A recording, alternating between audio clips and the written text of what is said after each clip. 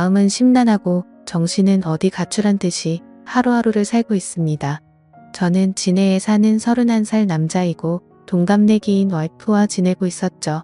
결혼 3년 차에 저에게 이런 일이 일어나 많이 혼란스럽고 힘이 듭니다.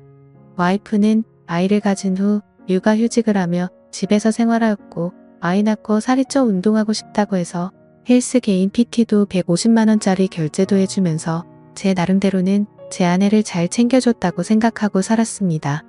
와이프는 육아휴직을 마치고 복직한 뒤 자주 회식이라며 외출을 하였고 오랜만에 육아를 벗어나 일하는 아내가 늦게 들어와도 그러려니 이해를 하려고 했습니다.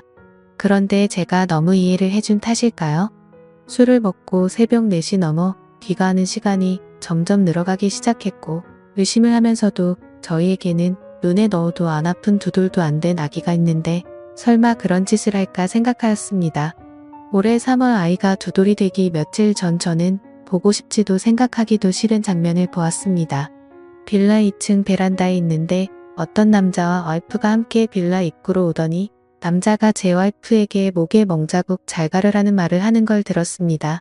그 소리를 들은 저는 격분해서 베란다 위에서 뭐냐고 따지니 남자놈은 택시를 타고 도망가듯 갔고 와이프는 집으로 올라오더니 회사 동생에게 무슨 짓이냐고 적반하장으로 나오는 겁니다.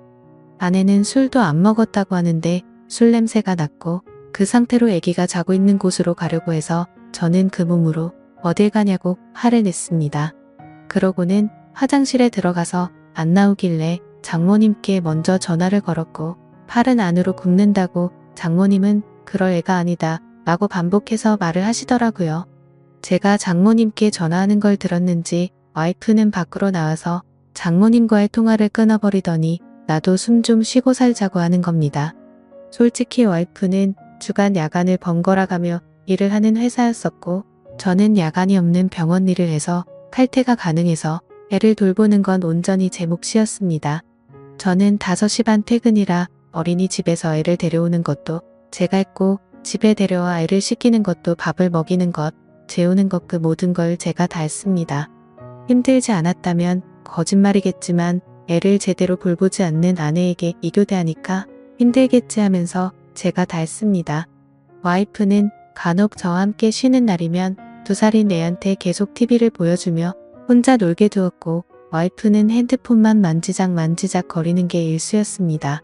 술 먹고 들어온 그날 저와 말다툼을 하고 와이프는 집을 나갔고 그날 집에 들어오지 않았습니다. 나중에 알고 보니 회사 근처 숙박업소로 갔더군요. 다음 날 아침에 얼마 전에 사줬던 와이프 차 안에 있던 블랙박스를 보니 가관이더군요. 며칠 전 봤던 그 남자와의 대화 녹음이었는데 누가 들어도 연인처럼 대화를 주고받더라고요. 손이 부들부들 떨리고 화가 나서 도저히 참을 수가 없었습니다. 그래서 저는 곧장 처가에 제가 본 영상 내용 다 말하고 장모님은 그제서야 용서해달라고 했지만 저는 용서할 자신이 없었습니다. 더 황당한 건 그 소식을 듣고 나중에 아내한테서 전화가 오더니 어떻게 할 건데? 라고 묻더군요. 그 전부터 저한테 바람피면 이혼이다. 라고 말한 여자였기에 이혼이다.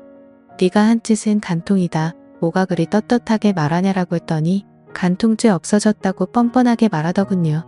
그래서 저는 더 이상 이 여자와 살면 안 되겠다는 생각에 애기 데리고 나와 현재 본가로 들어와서 살고 있습니다.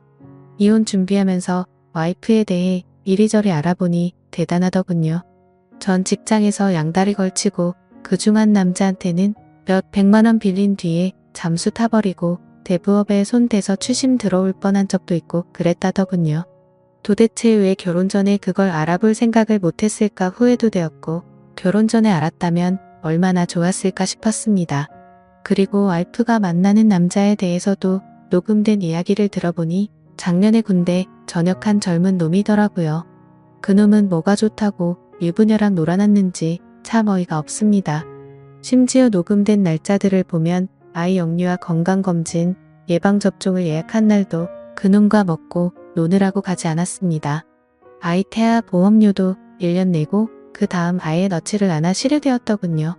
저는 알아서 잘 넣고 있는 줄만 알았습니다. 와이프는 저에게 정확한 월급에 대해 이야기를 해준 적이 없어 거의 생활비는 제 카드로 결제를 했던 상황이라 와이프의 카드 내용을 제가 잘 몰랐습니다. 그런데 그제서야 와이프의 카드 결제 내역을 보니 정말 한숨만 나오더군요. 한 달에 월 250만 원은 넘게 쓰고 있었고 벌써 카드 한도 초과까지 썼더라고요. 그런데도 그놈 자취하는 곳 주위에서 이불집에서 74만 원치를 긁었더군요. 무슨 같이 살림 차릴 생각인지 생각조차 하기가 싫었습니다. 아무튼 그 여자 빚 때문에 협의 이혼하고 있습니다. 복수하고 싶은데 명예훼손이니 뭐니 피해자를 위한 법은 없더라고요. 회사에 이것들 이름 다 까발리고 싶지만 제게는 아이가 있기에 제가 범죄자가 되면 안 될 것 같아 참고 있습니다. 아이는 엄마의 정을 받고 자라지 않아 다행인지 엄마를 찾지 않고 잘 지내고 있습니다. 왜 가해자들은 저렇게 웃으면서 지내는데 피해자인 제가 이렇게 힘들어야 하나요? 대한민국 법은 가해자를 위한 법인 것 같습니다. 중구난방으로 적었습니다. 긴 글 읽어주셔서 감사합니다. 다음은 후기 내용입니다. 안녕하세요. 여러분들, 저는 이 글 쓴 이의 절친한 친구입니다. 친구에게 양해를 구해 계정을 빌려서 작성을 하고 있습니다. 제가 목격한 사실들을 얘기하기 위해서입니다. 저는 이 친구의 연애 시절부터 쭉 지켜봐왔습니다.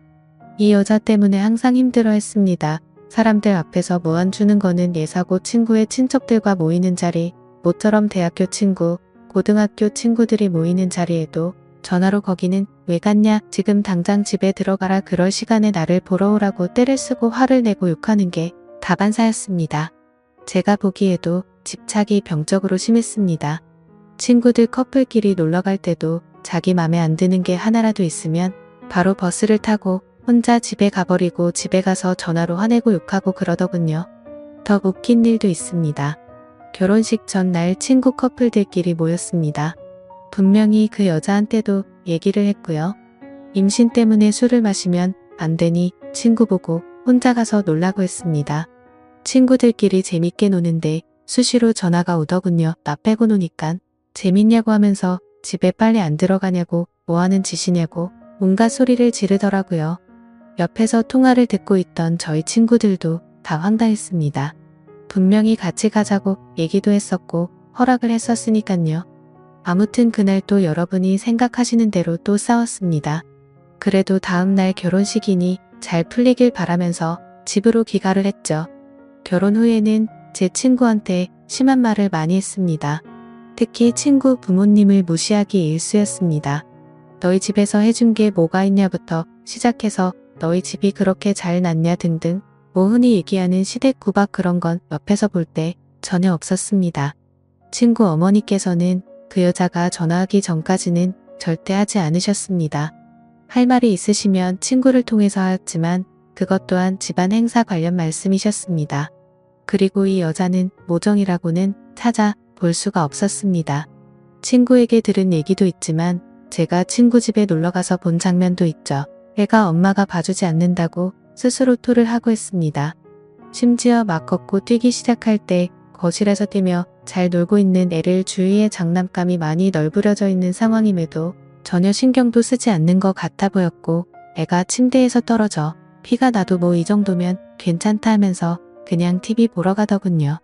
참, 이게 엄마라는 사람이 할 짓인지 싶었습니다.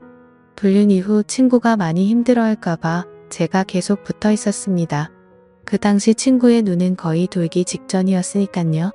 혹시나 사고를 칠까봐 혼자 둘 수가 없겠더라고요.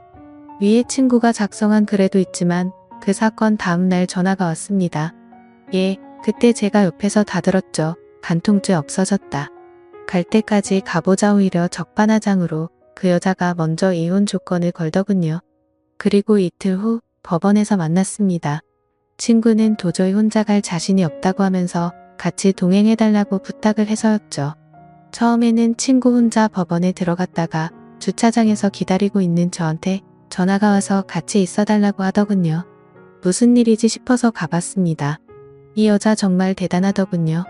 껌을 짝짝 씹으면서 본인이 먼저 조건을 제시했으면서 이제 와서 말을 다 바꾸더군요. 법원에서 어디선가 상담을 받고 온 듯 했습니다. 어찌 그리 뻔뻔하던지 도저히 참지 못하고 제가 법원에서 짜증까지 냈습니다. 오히려 친구는 차분해졌으나 제가 눈이 돌았어서 친구가 오히려 저를 말렸습니다. 작성하다 보니 다시 화가 날 정도로 상종 못할 인간이었죠. 제 친구 정말 많이 힘들어했습니다. 본인 일 아니라고 쉽게 말하시는 분들 익명이라고 그러지 않으셨으면 좋겠습니다. 제 친구에게 많은 격려와 위로 부탁드립니다. 감사합니다.